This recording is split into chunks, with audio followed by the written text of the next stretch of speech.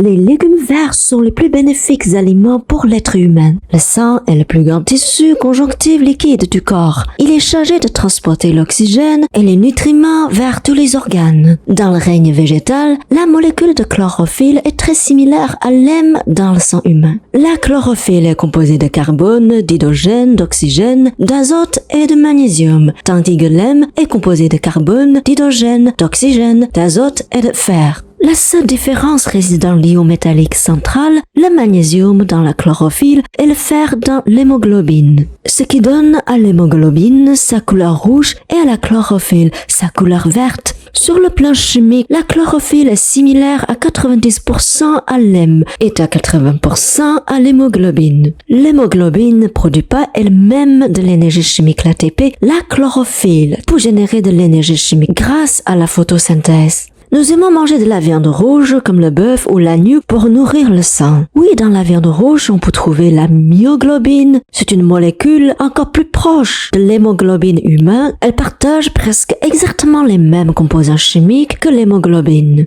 Mais la myoglobine est une macromolécule d'une seule chaîne polypeptide, avec un poids moléculaire d'environ 17 000 daltons, 19 fois plus que celui de la chlorophylle, 893 daltons. Pour digérer une grosse molécule comme la myoglobine, l'estomac doit d'abord sécréter des protéases qui sont activées par l'acide chlorhydrique pour fragmenter la myoglobine en courtes chaînes polypeptides. Ensuite, la pancréas doit sécréter diverses enzymes, comme la trypsine, la chymotrypsine et l'élastase, qui décomposent ces courtes chaînes en acides aminés libres et finalement absorbés par l'intestin grêle. Tout cela dépend d'un bon équilibre pH dans le corps, ce qui n'est malheureusement pas le cas chez la plupart des gens d'aujourd'hui. Nombreuses personnes souffrent de troubles comme l'hypochlorhydrie, l'hyperchlorhydrie ou même la chlorhydrie, ce qui empêche les enzymes digestives de fonctionner correctement. En médecine traditionnelle chinoise, les enzymes digestives sont l'énergie yang de la rate, également appelée le feu digestif selon la médecine ayurvédique. Lorsque cette énergie est affaiblie, consommer du bœuf pour nourrir le sang devient inefficace. Les grosses molécules comme la myoglobine non décomposée ne peuvent pas traverser les villosités intestinales, donc s'accumulent dans le corps comme une forme de toxine. À l'inverse, les légumes verts contiennent une grande quantité de chlorophylle à molécules simples, faciles à être digérées. Dans le corps humain, la chlorophylle peut ensuite être transformée en hémoglobine. Ce processus demande très peu d'énergie du corps. Ceci permet de purifier les vaisseaux sanguins et d'améliorer le pH du corps efficacement. En plus, il faut 15 000